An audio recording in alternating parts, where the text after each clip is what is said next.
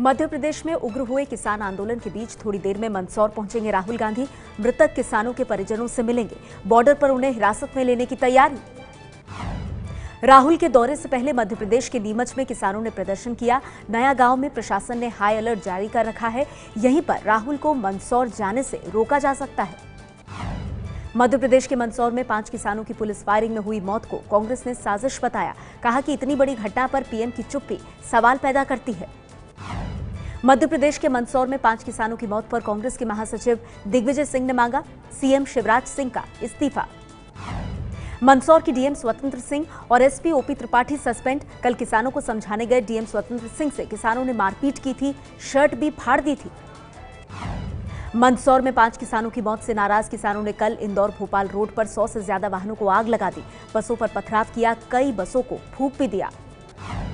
मंदसौर में 5 किसानों की मौत किसकी गोली से हुई है, ये सवाल अब भी बना हुआ है। शुरुआती पोस्टमार्टम की रिपोर्ट में मृतकों के शरीर पर गोलियों के निशान मिले हैं।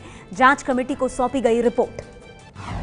मध्य प्रदेश के बालाघाट में झोपड़ी में चल रही पटाखा फैक्ट्री में धमाके से 23 लोगों की मौत, आधा दर्जन घायल। 2 किलोमीटर दूर तक सुनाई दी धमाके की आवाज।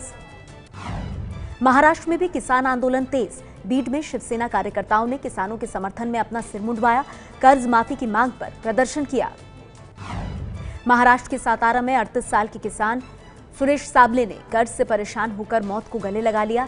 पत्नी को 4 बच्चों की परवरिश की चिंता सताए जा रही है। महाराष्ट्र के वर्धा में ईश्वर इंगले ने कर्ज से परेशान होकर खेत में ही जान दे दी। 2 बेटियां और 1 बेटे को मझधार में छोड़कर चले गए ईश्वर इंगले। महाराष्ट्र के नांदेड़ में किसान परमेश्वर वानखेड़े ने भी कर्ज से परेशान होकर फांसी लगा ली। बूढ़ी मां के इलाज के लिए पैसे न होने की वजह से भी परेशान चल रहा था परमेश्वर।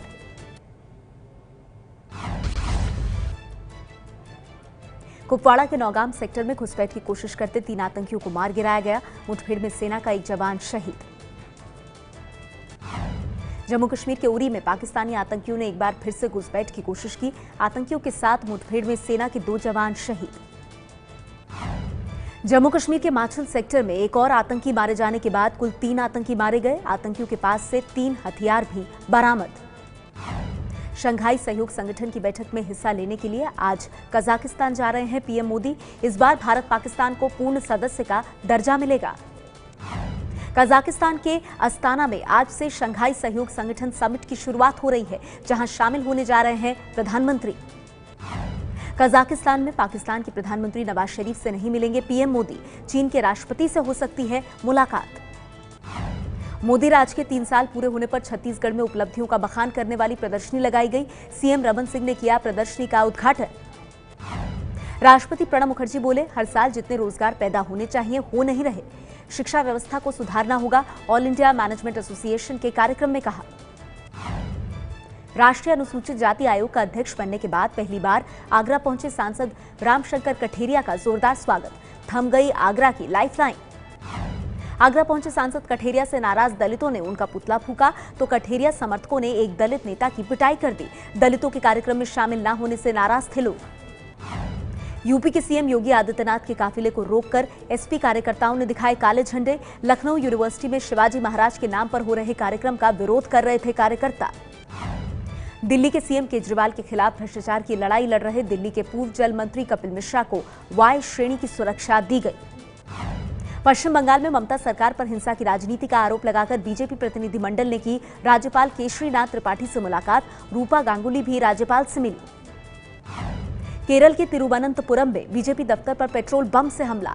दिल्ली में सीपीएम महासचिव येचुरी के साथ हुई धक्कामुक्की का बदला लेने के लिए हमले का शक। केरल की राजधानी तिरुवनंतपुरम में विशेष विधानसभा सत्र का आयोजन। केंद्र सरकार के मवेशी खरीदने बेचने वाले आदेश पर चर्चा। कर्नाटक के मैसूर में अमानवीय घटना सामने आई है। आरोप है कि पंचायत प्रमुख और पीडीओ ने सफाई कर्मी गणेश को बगैर सुरक्षा के गटर में उतरने को मजबूर किया, सफाई कराई। गुवाहाटी में महिला कांग्रेस ने बीजेपी सरकार के खिलाफ प्रदर्शन किया। महिलाओं के खिलाफ बढ़ते अपराध को लेकर प्रदर्शन। 12वीं की परीक्षा में 99.99% अंक लाने वाले गुजरात के टॉपर वर्षील शाह ने ली जैन दीक्षा। 2 साल पहले ही सांसारिक सुख त्यागने का फैसला कर चुके थे वर्षिल। गुरुग्राम के मानेसर में 29 मई को हुए ऑटो में गैंगरेप मामले के 3 आरोपी गिरफ्तार। 9 महीने के बच्चे को ऑटो से बाहर फेंककर उसकी मां का गैंगरेप किया था।